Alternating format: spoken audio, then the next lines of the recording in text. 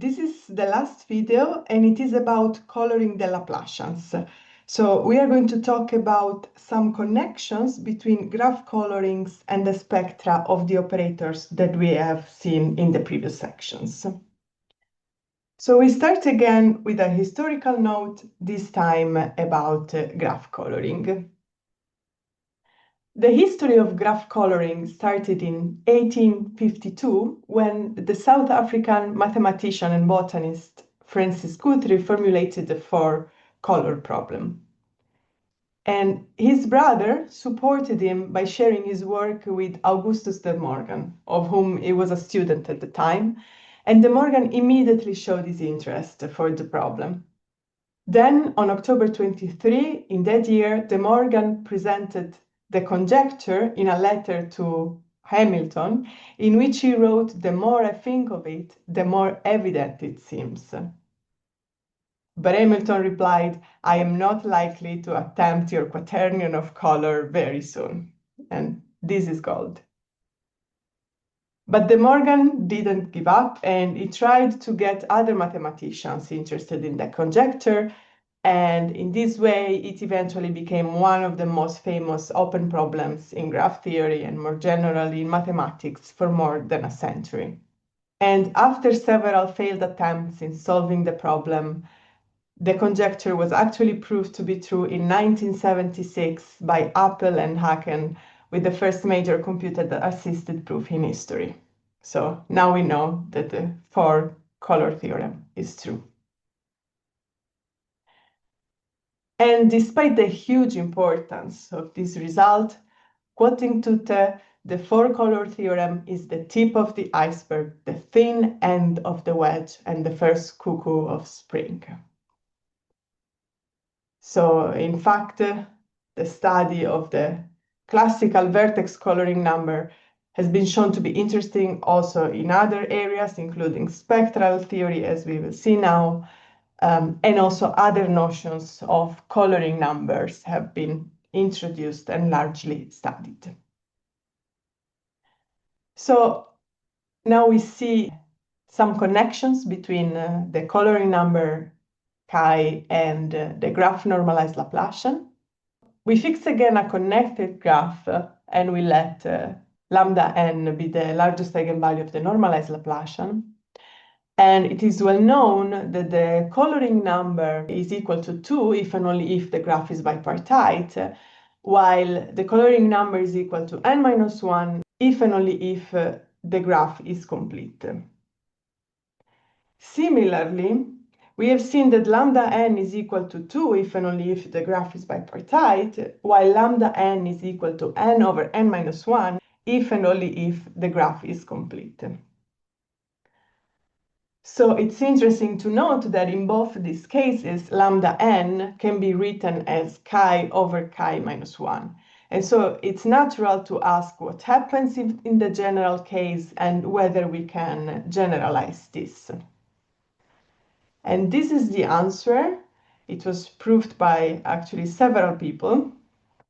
If we have a connected simple graph, then lambda n is always larger or equal than chi over chi minus 1.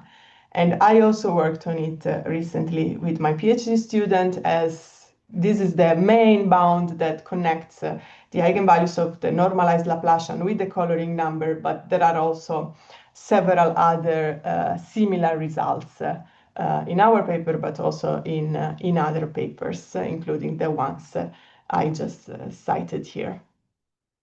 And connected to this problem, to this theorem, I formulated two exercises for you in the lecture notes. They are similar, but one is a relatively easy exercise, while the other one is an open problem.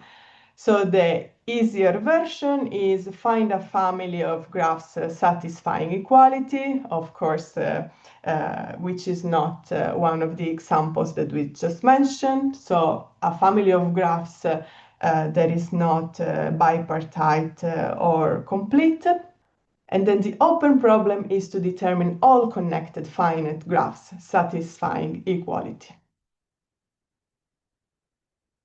Okay, and now we ask what happens for the case of hypergraphs. So first of all, there are various ways to generalize the graph coloring number to hypergraphs, as it happens for almost every notion that we consider for hypergraphs instead of graphs.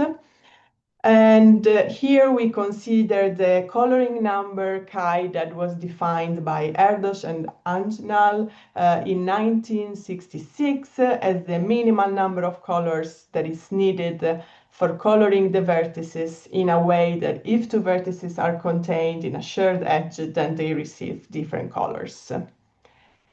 And for this notion of coloring number, and by considering the normalized Laplacian for oriented hypergraphs that we defined earlier, we proved this bound that generalizes the one for graphs. And first I proved it together with Aida, Abiyad, and Dongzhang. And then I proved it in an alternative way together with Liz Beers. And in both these papers, we also considered other related bounds. So yeah, this is to show you that the previous bound for graphs can be generalized to hypergraphs, and also in this case there are also further connections between the coloring number and the spectrum. And finally, I also want to talk briefly about coloring the non-backtracking Laplacian. And I want to recall what we saw in the previous video. So if we have k larger or equal than 1, then a simple graph is said to be circularly k-partite if we can partition the oriented edges as v1 up to vk, where the sets vj satisfy this periodic property. And I also want to recall that we introduced this notion in order to provide a sharp upper bound for the spectral gap from 1 in the case of the non-backtracking Laplacian. And what's interesting is that this notion can actually be translated into coloring, because if G is circularly k-partite, then the corresponding partition actually defines a k-coloring of the oriented edges in which you give color J to an oriented edge VW if and only if VW is in the partition Vj. So what we were actually doing by defining circularly k-partite graphs was to define a coloring that is periodic on the oriented edges. And so it is actually natural to introduce the oriented edge periodic coloring number, which has this long name because all the other good names were already taken, as the largest k such that G is circularly k-partite. So yeah, motivated by this definition that came out from the spectral theory of the non-backtracking Laplacian, I introduced this coloring number and I studied it from the combinatorial point of view in this paper. And then it turned out that it's actually deeply connected to a different notion of coloring for vertices that was introduced by Bondi and Simonovitz in 1974. So yeah, I will not show you any details, and in fact I will stop here, but this is just to let you know that there are also other connections between the spectra of operators and different notions of coloring numbers. So that's it. I hope you enjoyed the videos, and I hope you enjoyed or will enjoy the lecture notes, and I'll talk to you in Marcel. Bye bye.